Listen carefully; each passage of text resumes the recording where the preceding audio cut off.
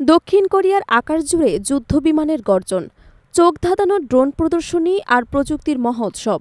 শুরু হয়েছে দেশটির ইতিহাসে সবচেয়ে বড় অস্ত্র এবং প্রতিরক্ষা মেলা।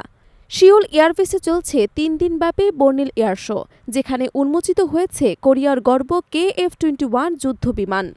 স্থানীয় সময় শুক্রবার সকাল থেকে সিউল এয়ারবেসের আকাশ জুড়ে শুরু হয় যুদ্ধবিমানের চমকপ্রদ প্রদর্শনী। দক্ষিণ কোরিয়া বিমান বাহিনীর বিখ্যাত ব্ল্যাক ইগল স্কোয়াড্রন ড্রোনের বর্ণিল উড্ডয়ন কলাকৌশল এবং নির্ভুল গতি প্রদর্শনে মুগ্ধ দর্শকরা। উদ্বোধনী অনুষ্ঠানে দেশটির তৈরি আধুনিক যুদ্ধবিমান KF-21 বোরামায় প্রদর্শিত হয়। সঙ্গে ছিল যুক্তরাষ্ট্রের তৈরি AF-35A সহ বিভিন্ন অত্যাধুনিক যুদ্ধবিমান। এই এয়ার শো ঘিরে আয়োজিত হয়েছে কোরিয়ার ইতিহাসের সবচেয়ে বড় প্রতিরক্ষা মেলা, যেখানে বিশ্বের ৩৫টি দেশের ৬০০ প্রতিষ্ঠান অংশ নিচ্ছে।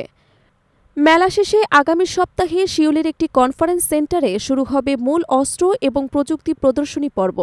সেখানে বিভিন্ন দেশের প্রতিরক্ষা কোম্পানিগুলো তাদের সর্বশেষ সামরিক প্রযুক্তি, ড্রোন, রাডার এবং প্রতিরক্ষা ব্যবস্থা প্রদর্শন করবে। উত্তর কোরিয়ার পারমাণবিক হুমকি এবং আঞ্চলিক উত্তেজনার প্রেক্ষাপটে দক্ষিণ কোরিয়ার সামরিক বিনিয়োগ বাড়াচ্ছে। আগামী অর্থবছরে দেশটির প্রতিরক্ষা বাজেটে প্রায় ৮% বৃদ্ধি পাবে সেই কৌশলগত প্রস্তুতির প্রতিফলন হিসেবে। তাই এই মেলা শুধু প্রদর্শনী নয়, বরং কোরিয়ার ক্রমবর্ধমান সামরিক সক্ষমতার প্রতীক হিসেবেও দেখা হচ্ছে।